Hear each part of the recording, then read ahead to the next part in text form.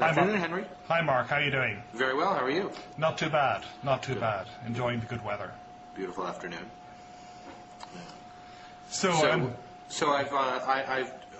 I've created this thing where I told Bob Wright that I thought the dueling mugs should be a Blogging Heads trademark, just because I showed off this mug I had when I did this with John Chait a couple weeks ago, and then some others followed us. So I've tried to make this an ongoing thing. So what do you got? Well, what I've got is not that impressive, I think. It's a mug which I'm holding up to the camera. You have to read backwards, I guess. It says, "Hands off my coffee." And it's a picture of a pig. It's a mug that I designed on Cafe Press for my wife, who collects things with pigs on them. So that's the story. But I understand you've got a more impressive mug. You don't have Crooked Timber memorabilia on Cafe Press? We actually don't. I think that Esther developed some at some stage, and I've always meant to get something done. She has a bumper sticker, a Crooked Timber bumper sticker that she did for her car, but I've never quite gotten around to it. You should put on a mug. We should get a mug. She once did, I think it was Esther, did a project on how many right-wing bloggers and left-wing bloggers link to each other versus just link across ideology as opposed to just linking among themselves. Yeah, that's right. And she actually had my dying blog on there, and it was so far out there on the left corner. It was really terrible. But I think it was partly because I don't really link to very many people, because I don't think I'm the most ideologically isolated guy out there in the blogosphere, but maybe I am. No, absolutely not. I remember you muttering about how you had to update your blog roll one of these days real soon, about 2 or 3 years back. Yeah, that was about 2 or 3 years back. Yeah. I think I've decided to be more of a parasite on other people's blogs than maintain my own. Well, it makes sense. Given your blogging, it seems to me that a lot of your blog posts were basically miniature essays disguising themselves as blog posts. And now that you're doing a lot for the Washington Monthly and the American Prospect, it probably makes sense to develop them as real essays. It might as well do it that way. I think the tragedy about giving it up is that I will never come up with a better name for something than the name I came up with for my blog, which is The Decemberist. And I think yours, you probably feel the same way about Crooked Timber. Crooked Timber actually was a decision we made by committee, and I don't think any of us was super enthused by it so much as it was the alternative that none of us objected to strenuously. So I guess that's how I feel about it. So the mug I have, which is I'm not drinking from it because it's the afternoon. I'm not drinking coffee, and plus this mug has actually been holding pens for about 5 or 6 years, so would require a strenuous cleaning, is from the Richard Nixon Library and Birthplace in California. And on the back it says, "Only if you have been in the deepest valley can you ever know how magnificent it is to be on the highest mountain." And it's got Richard Nixon's signature underneath. Have you ever been to the Nixon Library? That I have not, but I have received a check from them. Yeah, so you are part of that. I've been bought off. They brought me in for a Nixon Center conference. I don't think they realized I was a lefty and let's just say that I haven't received any invites to go back there since. I think the Nixon Center is actually more legitimate than the Nixon Library. I mean, my colleague Steve Clemens worked at the Nixon Center at one time. The Nixon Library is more of almost like a Graceland type tribute to the man and the myth. And it has it's not a government library like the LBJ Library or the Kennedy Library, so it has no obligation to historical accuracy or anything else. There's one great room where there are these giant bronze statues of all the great leaders that Nixon interacted with, and if you're in that room, the docent will come up to you and say, have you been informed that they're life-size? Which they're not only life-size, they're a little more than life-size. There's the biggest one is de Gaulle, who is literally the size of Shaquille O'Neal in pure bronze. So speaking of de Gaulle, I think one of the things we wanted to talk about was the successor to de Gaulle, the successor to Churchill, some of the things that are going on in European politics. I'm going to try to get out of my usual politics stops at the water's edge rut and try to understand the world a little bit better here. Well, there's a lot of stuff. You've commented occasionally on the French elections, which are coming up in a couple of months. And it's pretty interesting. We've seen French politics is usually pretty divided. The right and the left are both pretty splintered. Both of them have come up with pretty coherent platforms, despite themselves, I think, around two candidates who aren't typical French candidates, Sarkozy on the right and Segolene Royal on the left, and it's a pretty interesting race. Right. I think I only mentioned it because I just had this, I've had this kind of crush on Segolene Royal for a year or so now. And I think I'm like most of France. I didn't really know what she stood for, and I didn't really want to know. and she's certainly but she's doing sort of amazing things. In a sense, it's kind of like the sort of triangulation that one would expect from the one associated, say, with the Clintons, but with a sort of grace and freshness about it that's quite remarkable. I mean, she's really, I think, trying to connect to people's concerns about family life and the sort of shape of their culture in a way that socialist parties in Europe never did, which were really totally based on materialist politics, and just a totally different approach, although quite vague at the same time, and that's obviously what she's now running up against is the problem of the sort of generality and vagueness of her approach. But the idea, it's such a totally, it would be in either case, certainly I think to a greater degree if it's Royale, it's just a total fresh start, and it's very much similar to, I think, what's the appeal to a lot of people of Barack Obama, a sense of we're starting this whole thing fresh.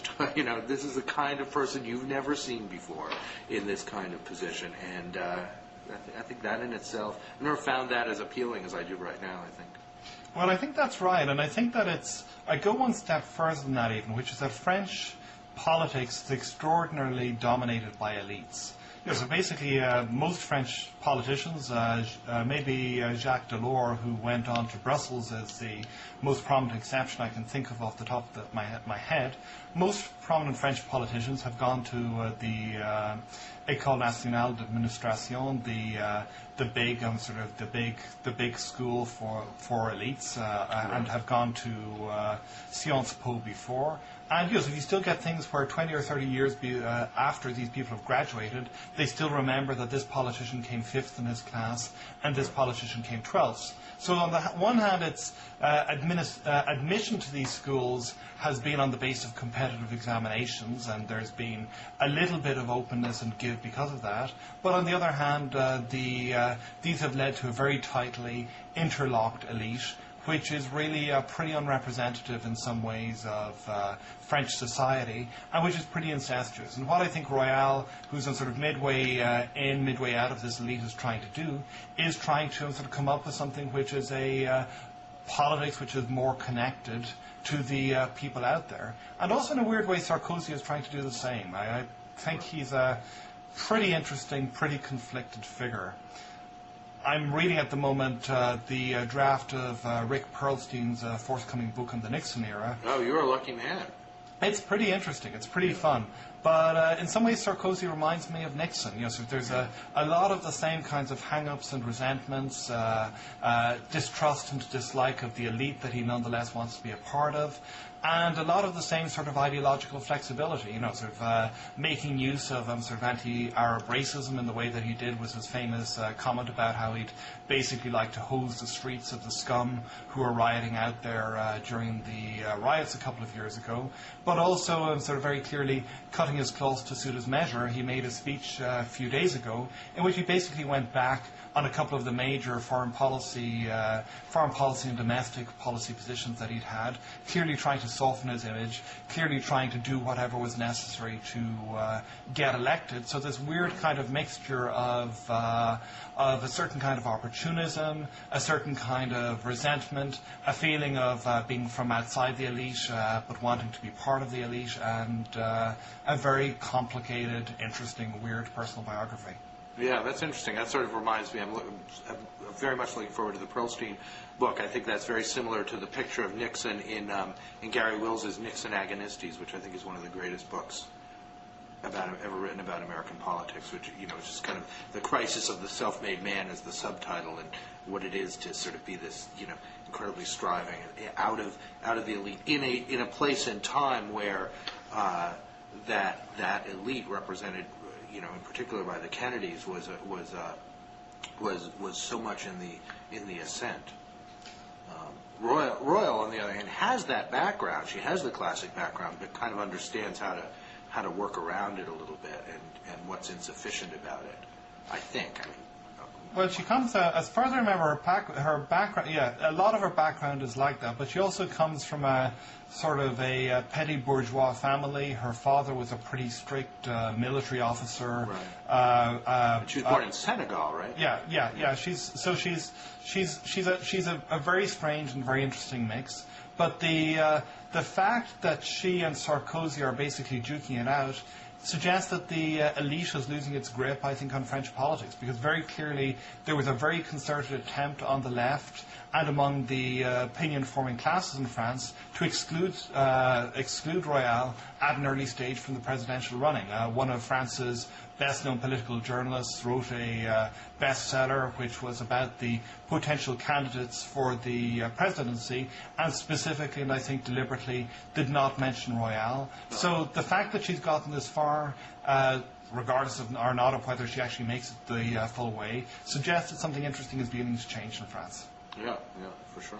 That'll be fascinating to watch and try to pay attention to. I noticed something today that she was, even though she's sagging a little bit, she apparently has remarkable appeal in some of the more conservative areas. And they were quoting someone. This was in the FT this morning, quoting somebody from an area that often goes heavily for the National Front, and the guy was saying, we are former Pied Noir from Algeria. We're the most conservative people there are, but we this is something different, and we're looking for it. Similar, a little of that attempt to sort of use a kind of populism to bridge the way back, I guess, to a little more of a liberal vision. Yeah, and I read the same FT article that you did, and the undertone that I got from that FT article, which I think was intended, was that a lot of the talk about whether or not she's losing out in the presidential election is chatter among the Parisian elite, and if you actually go to the provinces, it's here that she's managing to attract the attention and to some degree the adulation, basically, I think, of people who feel that they are being left out by the system. Clearly, Sarkozy is also trying to appeal to some of that same kind of feeling. But the interesting question for me is how far he's going to be able to get, because he's got a somewhat tricky balancing act to pull off here. On the one hand, he's clearly going to he's got a natural need to try and attack to the right, because presumably the National Front are going to mount another presidential challenge, which is going to bleed off a considerable percentage of the right-wing vote. So he wants to try and hoover up as much of those votes as he can. But he also, in order to try and beat Royale at her own game, he's clearly been trying to soften and to blur his image and to make himself seem like a more warm, more human kind of figure. And it's pretty hard to do both of those at once. So it's going to be, I'm not on the ground, so I can't predict who's going to win, who's going to lose, but the dynamics are pretty interesting. Right. Well, that's fascinating. And then I've always been interested in the UK, and particularly that transition in UK politics between Blair and Brown, which it seems to. It was always very promising, because I thought Brown had, much more substantive vision of what Labour could really be, not just in a moral sense, but really a very positive social vision. But unfortunately, I think it's become a soap opera a long time ago, and people are eager to just either get on with it. And I think by the time they actually get on with the transition, people will be, Brown will have a very short honeymoon in which to put forward any kind of real vision. On top of which, the Tories are rapidly moving in a direction similar to the way Blair moved 10 years ago. Yeah, well, the Tories, in some ways, Labour have had they've had an extended honeymoon because the Tories have not been able to get their act together ever since Blair won the first time. They've gone for an increasingly weird and increasingly unattractive list of leaders, and clearly at this stage they're pretty desperate to get back in. I think I agree with you fundamentally on Brown. That he's a more substantial, he's a more interesting, a more complicated and enigmatic figure in some ways than Blair is, but also somebody who I think has more substance to him. And certainly my friends who are sort of on the left of the British Labour Party have been sort of agitating for Brown leadership for quite some time and are hopeful of what's going to happen. But it's going to be very, very tough for him precisely because of the forces that you mentioned, because an election is going to be coming up pretty quickly, so within 2 years, maximum after he becomes prime minister, and it's going to be, and unless he wins that election, clearly he's not going to have all that much of an opportunity to put his stamp on British politics. But one interesting straw in the wind, which I guess moves us nicely to the next topic we want to talk about, was his trip to India, which threatened to be overshadowed by this controversy over celebrity Big Brother, and where Brown seems to have succeeded pretty well in diffusing that and in moving pretty nattily on his feet in order to turn what could have been one of these controversies that blew out of nowhere into something that sort of didn't become the major threat that it could have been. Right. Well, it is a reminder of how unforeseeable everything in politics is. You think you know what your issues are, and then something crazy from a celebrity reality show takes over. And I don't know how much people have followed this. Somebody sent me an email yesterday, so I sort of looked into this. I've actually never. This is great because we'll have a discussion about something I know in complete ignorance. I know nothing about who any of these people are. I've never watched Big Brother. The only reality show I've ever watched was Project Runway. But in the UK, apparently, in Celebrity Big Brother, they have a group of people living kind of in isolation in a house who are celebrities. Although I've never heard of them, one of them is a Bollywood star, and she's apparently been subjected to all kinds of racist remarks by other so-called celebrities in the house. And I saw something. What I saw yesterday, what somebody sent me a link to, was a statement by the friends of one of the other celebrities. In which they said, defended her against all these charges of racism, and said, at one point apparently this woman said to the Bollywood star, whose name is Shilpa Shetty, said to Shilpa Shetty, now. Is it India where you all eat with your hands, or is that China? I can't remember which it is. And her friend defended her in the statement by saying, when she asked, is it India or China where you all eat with your hands, it was certainly not meant as a racist remark. It was simply curiosity about the different, cuisines and habits of these two countries. And kind of the rest went on like that. It's gotten very, very bitter, and there have been in India, where Brown is, there's they burned an effigy of the producers of the Celebrity Big Brother show. So this has suddenly turned into quite the event. Yeah, which, as you say, it's the old Harold Macmillan, I think, the events, my dear boy, events thing. Right. But it's pretty interesting. A couple of pieces of background which might be useful. Last time I was on Blogging Heads, I referred to all of us as being F-list celebrities. And the typical inhabitants of Celebrity Big Brother, they're not quite F-list, they're C-list celebrities. They're mostly people on their way down or who are desperately trying to flag media careers of one sort or another. Yeah. And I think that the sort of most prominent, perhaps previous inhabitant of Celebrity Big Brother was George Galloway, who, which he didn't last all that long. He must be a little annoyed that he didn't manage to create the most actual attention for Big Brother.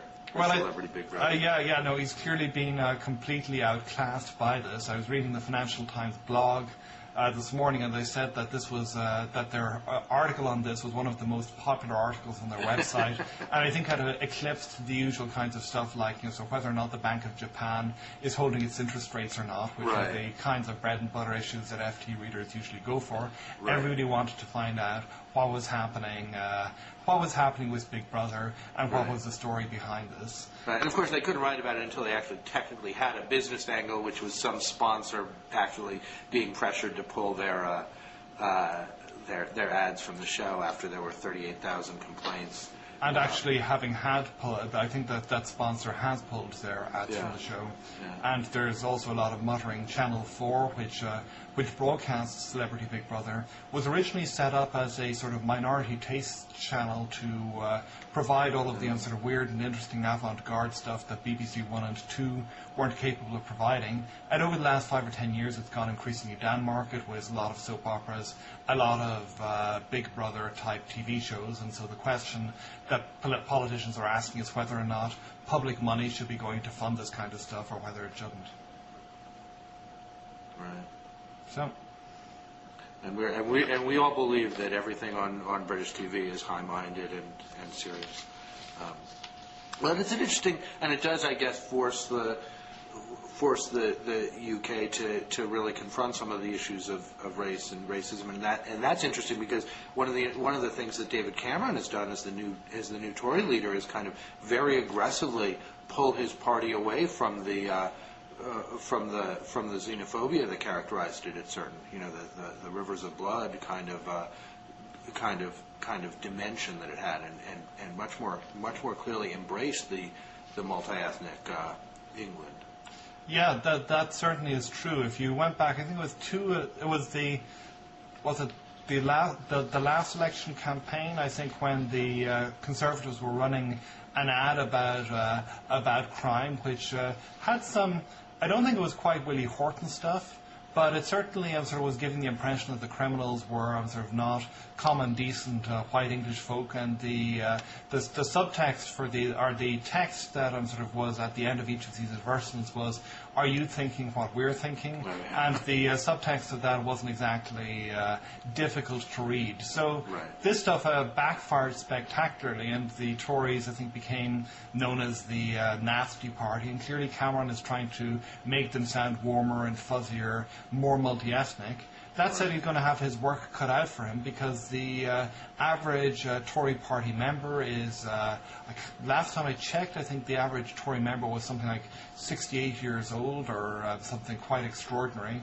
And clearly they tend to be very much the Blue Rinse Brigade, and sort of old, pretty settled in their ways, not necessarily all that happy with the new multi-ethnic Britain that's emerging. So he's managed to pull it off to date, I think, primarily because the Conservatives are so desperate to win at this stage that they're prepared to go with more or less anything that... But actual party members is different from party voters. Like, I think there are many fewer Labour Party members than there used to be. Yeah, that's true. As I understand it, and they're probably much older as well. There's something about, as here, I think, membership, the nature of membership has changed. The nature, there are two things going on. One is, as you say, a secular change, which is that parties have moved from being the sort of mass membership organisations that they used to be into into having far fewer members, and relying on those members much less, relying on things like TV advertising and whatever to get the message out in the way that they didn't used to. But the second thing is that there is, as far as I remember, British Labour Party membership has been shrinking dramatically over the last 10 or 15 years.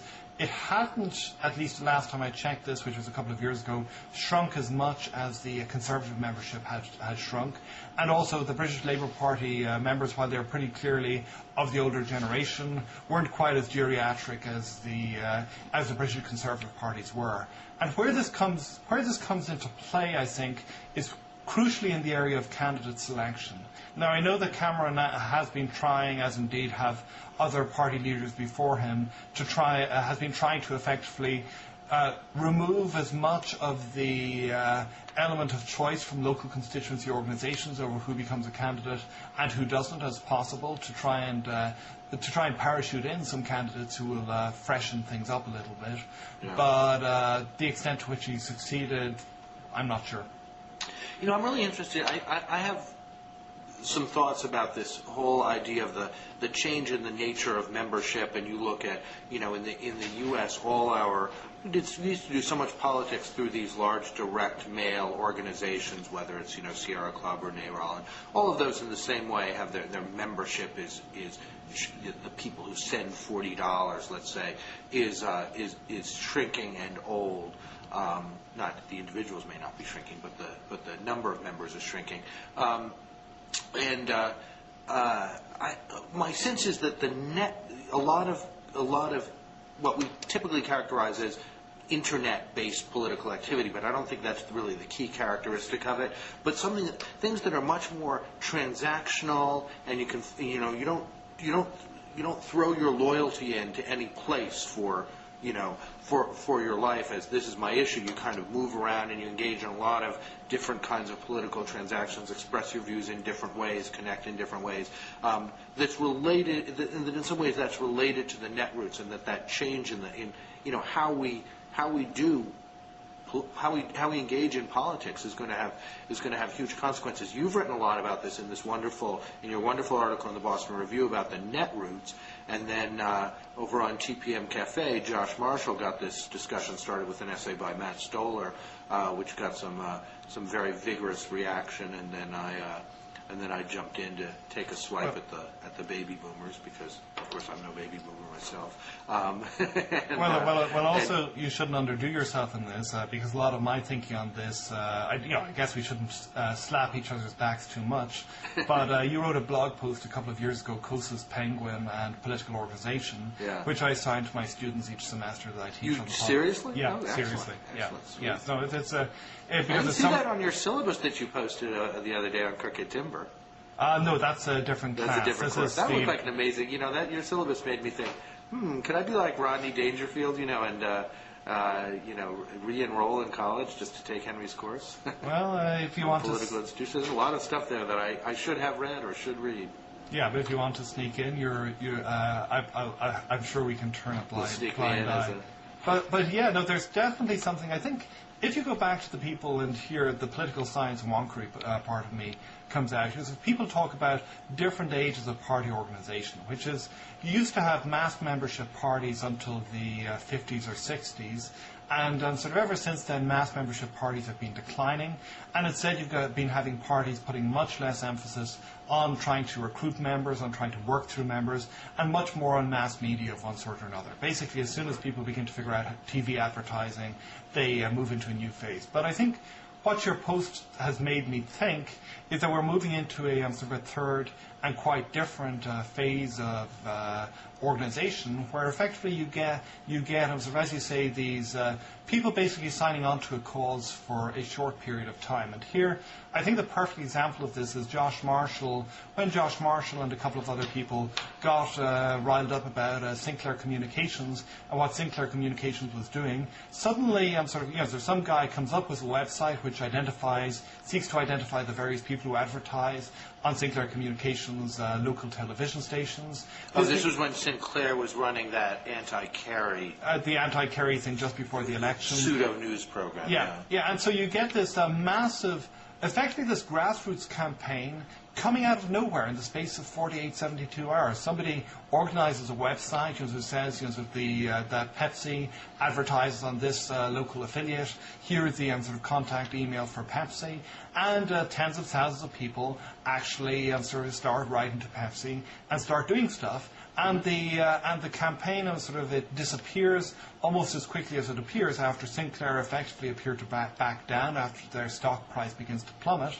But that, to me, I think is a perfect example of this kind of more transitory kind of political arrangement that you identified, I think, a year and a half before, or 2 years, or whenever you wrote that blog post. Effectively, that we're getting these campaigns, sort of appearing out of nowhere and then evaporating as quickly again when their apparent purpose has been exhausted, rather than the sort of steady, long-term membership organizations that have been more traditional. Right. So, what was your impression of the debate on TPM Cafe? Well, I think that the debate was more heat than light. I look at and I like Max Sawicki a lot. He's a super smart, super nice guy who has many interesting things to say.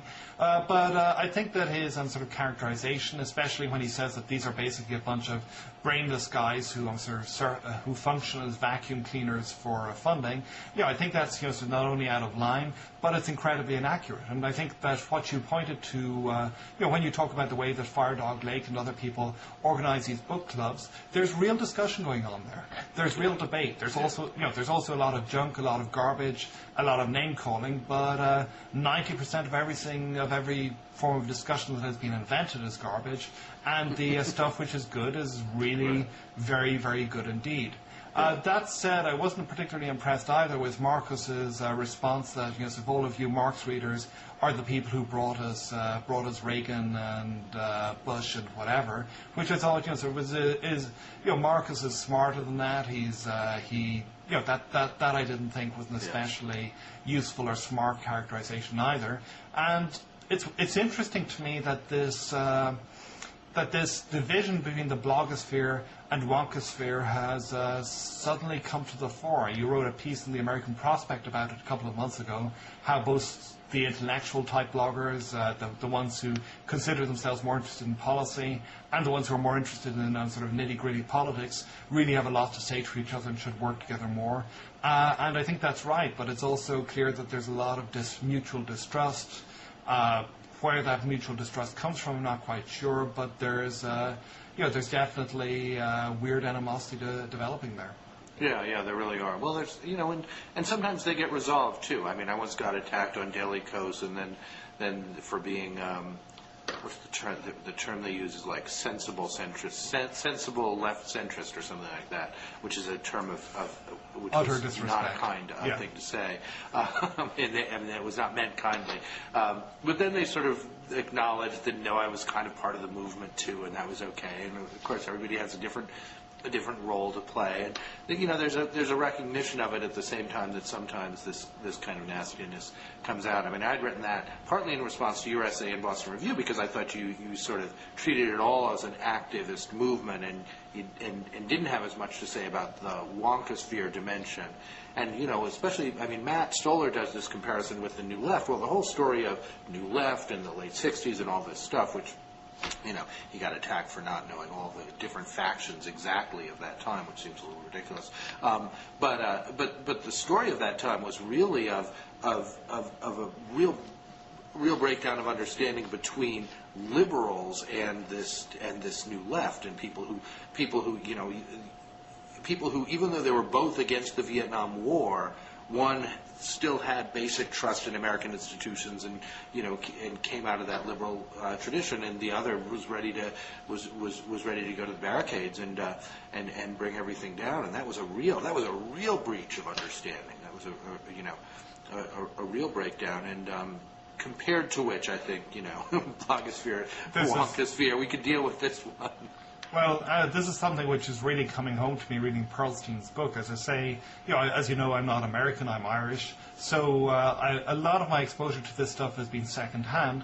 And, I frankly, the people complain about the state of political discourse and whatever today. If you read what was going on in the 60s on both sides of the spectrum, with accusations of sort of communist and sort of fifth columnism and whatever on the right, and the various stuff that was happening around Stokely Carmichael on the left, who seems to have been a smart and sincere but utterly misguided guy. We're actually in much better shape than comparatively than maybe people realize. Yeah, I think that's right. I mean, I think there's really a lot of a lot. And the interesting thing about netroots, it is this continual conversation, and as much as it melts down every once in a while, it's kind of like if you're talking to each other constantly, you're going to have moments where it just flares up into some kind of crazy argument, and then hopefully gets back down to something where there's a little more understanding. I think it's kind of an amazing experience.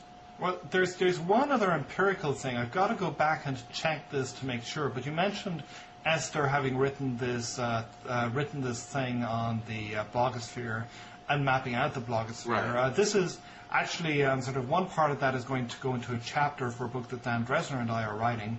And as far as I remember, Esther specifically notes that she doesn't find any coherent subgroups which really can be identified as specific separate communities on either the left or the right of the political spectrum. So I need to go back and check that to make sure that's exactly what she says. But if that's accurate, it would suggest that maybe some of the argument about there being these two separated hemispheres of these two separated camps on the left-wing side may be a little overstated, or at least may not actually appear in the actual data when you look at the ways in which people link to each other and don't link to each other. That maybe the arguments and the exchange between the wonkosphere and the netroots, or however else you would like to define it, is actually a little more open than people might seem to think from the... I think that's my subjective view, and then I don't know whether, does linking represent listening? Maybe is another question, but that would be interesting to see, and we should put links to these things on the. Yeah, but I don't think that's available online yet, unfortunately. Okay. But we'll link to the original. Yeah. A great little chart where you can see just how insular I am.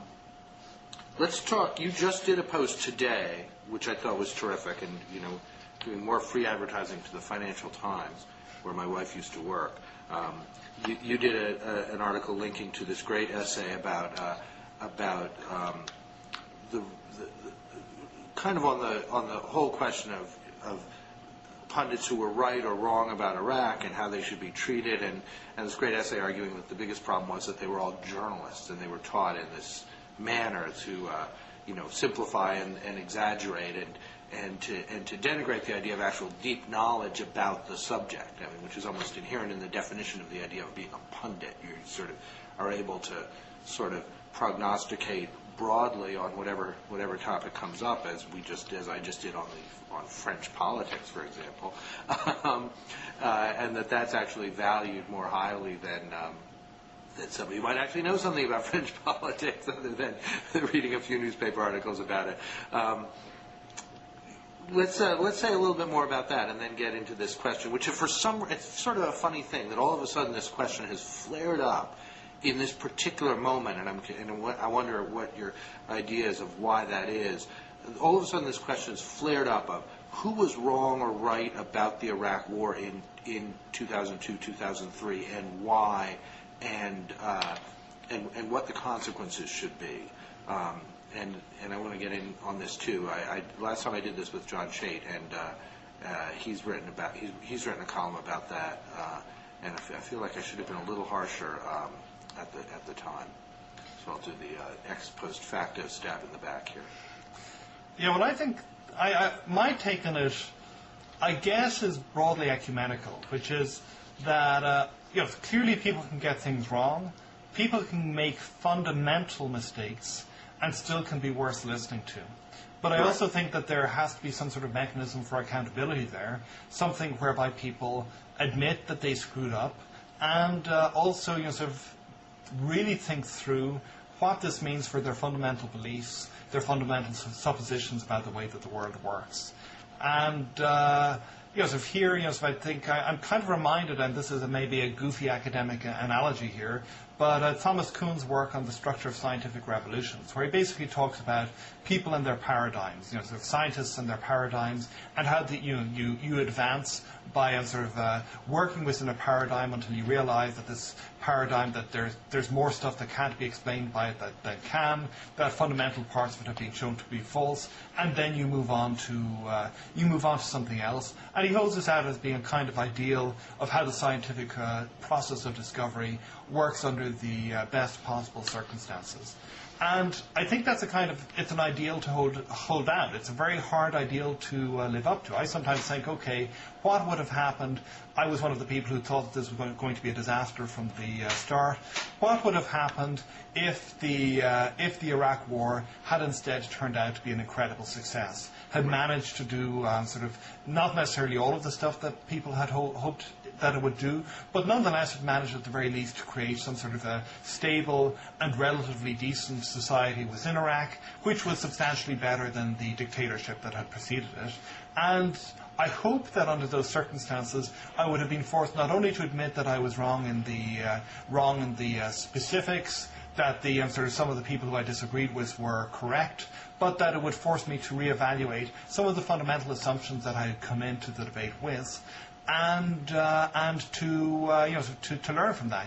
The old sort of Keynes remark here. When I discover I'm wrong, or however it goes, on the facts, I change my mind. What do you do, sir? Right. And for me, the division isn't necessarily between the people who are right and who are wrong, because the fact that people who are wrong on this should cause them to reevaluate their ideas, but it's more the people who refuse to admit, or who only admit in a relatively weaselly kind of way that they were wrong on this, and say, well, their opponents were wrong too, they were only right by accident. Right. And maybe there's something to that in some cases, but when you're wrong on something this major, this important, this fundamental, it should prompt you to re-examine fundamentally the ideas that brought you to this point, not necessarily to abandon them completely, but at least to to update them, to use a term from statistics, and to think, okay,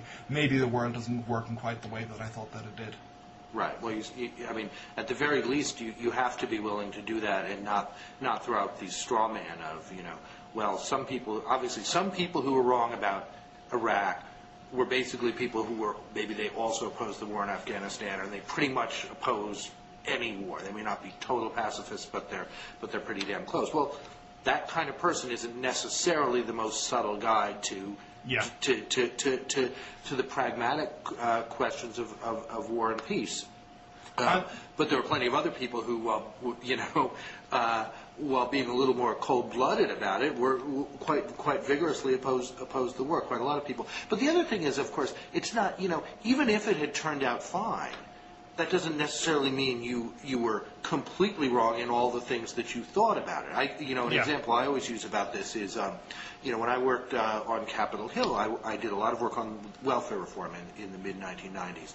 And, I did a lot of stuff to try to make it better. I thought it was a bad bill. My boss voted against it. I was quite vigorous in my belief that it put people at risk in a way that was unnecessary. As it turned out, because it went into a booming economy, it turned out quite well, in fact. And there's a lot that didn't turn out that well, but a lot more people, moved into the workforce and so forth. In many ways, I was wrong about welfare reform.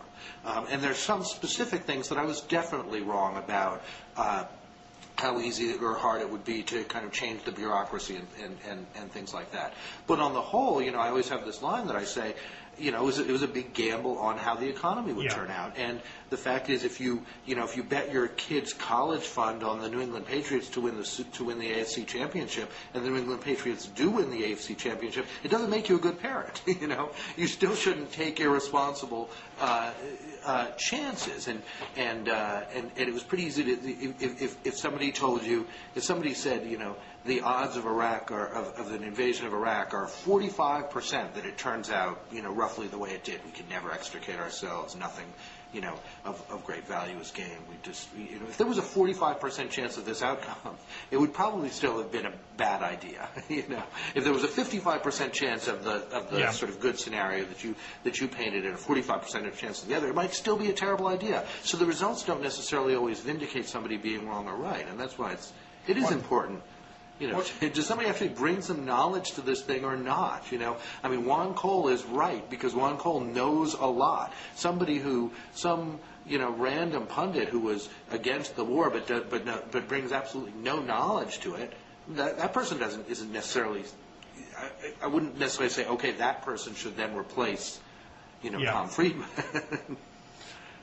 Well, I think there are a couple of things. First of all, the welfare reform. I think one nice book here, which you probably have read, I would guess, is Jason DeParle's book from a couple of years back, right. Which I think is pretty interesting on how the debates over welfare reform between the left and the right actually didn't impact all that much on sort of the real way in which welfare and sort of people on welfare actually lived their lives, actually coped or didn't cope. So that on the one hand, as you say, sort of people like you who had thought that there was going to be some major disaster turned out to be wrong. But on the other hand, people who thought that this was going to be some sort of a Thatcherite and sort of Reaganite and sort of Jack Kemp kind of dream where we would have all of these people suddenly rediscovering themselves and rediscovering their individual vigor and sort of get to work kind of whatever, that clearly hasn't happened either. Right. And this is, I think, a fundamental problem for intellectual talking heads like,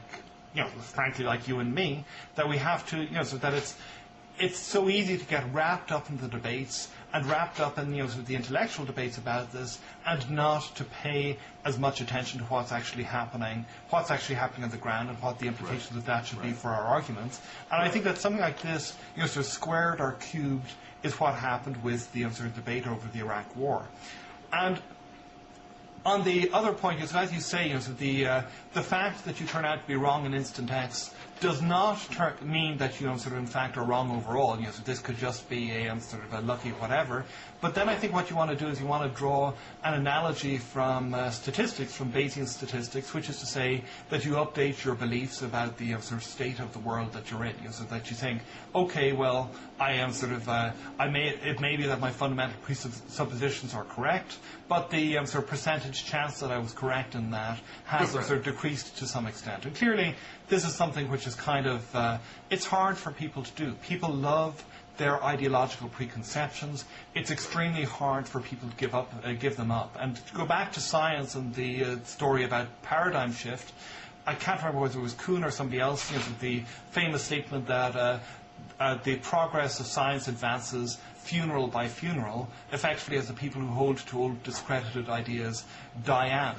Right. And so this means that individuals by and large, don't have the incentive to abandon ideas, even when these ideas have been pretty comprehensively exploded. Right. What we need, I think, are sort of external structures that force people to reevaluate their ideas. And coming back to the argument about punditry, I think that's where a lot of the angst is coming in, that people like William Crystal, who clearly have been proved to be badly, dreadfully, egregiously wrong, people like Charles Krauthammer, not only are they not sort of having to suffer for how badly they got it wrong, in some ways they actually seem to be doing pretty well out of this. And here Yeah, that's absolutely right. And they remain kind of blissfully ignorant about the parts of the world they pontificate on, and somebody like Michael Ledeen falls in the same category. And of course, those are people who are equally as reactive as a pure pacifist, since there don't seem to be any wars that they're against. And it's also, I would like if one of these former liberal hawks would just, instead of saying, I was for the war because blah, blah, blah, so I believe something or other, some objective thing. They would just say, you know what, I was for the war because I wanted to seem like a tough guy. I didn't want to seem like a pansy. Because that's what it really is. Ultimately, our beliefs are, and that's not a terrible thing. It's the way life is. I mean, I'm reading this new biography of William James, which is a which is quite a wonderful book. And it's kind of like I think what William James's whole insight was about how, we believe what we believe because it's what we want to believe. It's what we choose to believe. It's what makes life work for us. And you have a model that is, is based on certain assumptions about how politics works and how, why your side loses in politics because you're not tough. It's built into your, whatever your, Yeah. For all kinds of reasons. It's you want to be like those tough guys who, when there's a moral challenge, they stand up to it. They recognize it. They don't back down from a moral challenge. And it was presented as this is the moral challenge. Either you stand up to Saddam or you back down. And people wanted to be on the tough side of that. Whereas in fact, as it turned out, the moral challenge was in being willing to stand up to the invasion. Yeah. And the rush to war. That was really where the challenge, as it turned out, happened to be. But I'd just love to hear that once. And those people should stay on TV or whatever. Keep getting the big speech deals. A certain kind of humility is, and that's really I think what's needed. And I know that people have different mileages on this, but I would be happily prepared to welcome back people on the right, or on the left, if they when they're prepared to admit in that sort of way that this is. That's true. I mean, I know it. I never crossed the line to being a liberal hawk, but I was certainly tempted by it because it was like, do I really want to be over here on the same side with Susan Sontag and Answer and all these folks? You don't really want it. You want to be able to feel like you're on the tough, clear-minded, realistic side because that sort of feels better. And I couldn't persuade myself to go over to that side, but I kind of thought about it, tried, because that's how life is. Well, the other thing which, and you referred to a few minutes ago, is the habit that a lot of people have when they're confronted with this kind of stuff of pointing to this or that bogus person on the other side of the argument, effectively finding the most stupid person who is adopting the opposite viewpoint and saying, well, so people like this are the reason, so they show that you can be right about this stuff and fundamentally wrong at the same time. And I think that there's a second kind of mental discipline which is important to have here, which is that you seek out the smartest possible alternative ways of framing the things that you're interested in, the smartest possible opponents, and read them, and you sort of go back and forth with them, and use them as your kind of as your sparring partners for this kind of thing. So that, for example, when I was reading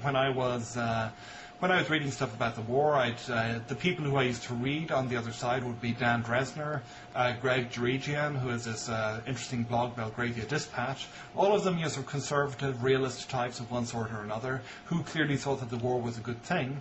But what I've noticed is that all of these smart people who I read for as people giving the alternative side of the story, all have come around in the last year or 2 years and basically more or less fessed up that this was a bad idea. Right. I don't know if there's anybody out there who I would regard as being at all intellectually serious who still is pushing the idea that this was in any sense a good thing.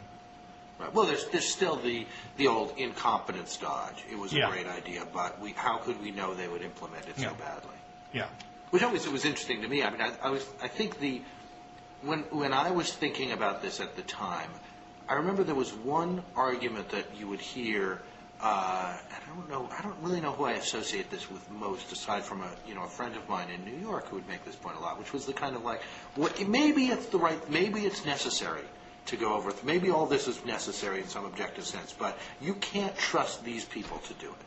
Yeah. And that's actually that always seemed to me a very troubling argument. Like either something is right to do or wrong to do, and you have to, to not have faith in your country and its leadership to actually do the thing that needs to be done is a sort of puts you in a kind of bizarre position as a citizen, I think. So that if you decided it needed to be done, you should support it being done and just and hope that it's done well. But in fact, that was exactly the right argument. I mean, it was 100% the right argument. Well, the person in the blogosphere who made that argument was Daniel Davies, who's now a co-blogger of mine. I was going to say, I just read a post by Daniel Davies recently in part of this exchange with Julian Sanchez, Megan McArdle on the other side, and Davies. That's really been quite interesting. Why do you think this has suddenly popped up? Why do you think we're talking about this right now? Because of the surge, or I think in a certain sense because my guess is, and this is just nothing more than a guess, is because the air has completely gone out of the balloon. There's nobody outside of the sort of genuine. Nobody who doesn't have a job which depends upon saying what the president wants to hear actually seems to believe that the surge is going to happen. Nobody who can be taken at all seriously as a sort of intellectual figure on the left or the right seems to believe in it anymore. So in a certain sense, I think that this is a reaction to that, and we're seeing a lot of people, sort of who are faced, I think, with the tough option, and I think this is what sort of Daniel was trying to do with Megan McArdle, to put her on the spot. Well, okay, so you've admitted that you're kind of sort of maybe a little bit wrong about the Iraq war. Do you think that sort of going in for this sort of last gasp effort of the surge is a good idea? So I think that this, so really what it is it's we're clearly in an endgame situation from one point of view, which is to say that we're not getting out of Iraq anytime soon, but nobody who's at all credible believes that we're going to emerge from this with anything like, with anything that even resembles a victory. That the best that the U.S. possibly can do is effectively to not be forced out of there with its tail between its legs. That there isn't anything left at stake in that intellectual game, and so I think what we're seeing is a lot of people, sort of basically trying to force those who have tried to maintain at least a position of strategic ambiguity on this kind of stuff, forcing them to fess up. And the other side of that was, if you saw Hillary Clinton for the first time a couple of days ago, actually coming out and making a statement about how this was such a bad and a dreadful idea, and trying to get out a little bit ahead of the other Democratic senators in sort of the vehemence of her opposition, and so that says to me that this is completely busted. So it's basically it's George W. Bush, Laura, his dog, and Joe Lieberman, and I don't know if there's all that many other people apart from that who actually. Yeah. Well, it may be the moment where this moves from being a present live debate about punditry to, the question of history. It's kind of done, and kind of history will answer. It's kind of my daughter just got this little kid's biography of Jeanette Rankin. Do you know who Jeanette Rankin was? I don't. She was the first woman elected in her own right to Congress from Montana, and she was elected.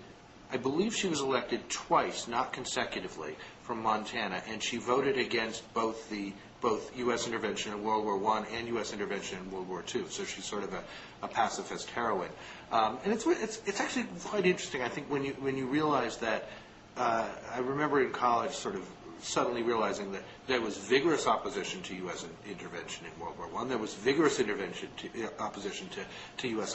intervention in World War II. And both of them are kind of viewed by history as sort of wrong.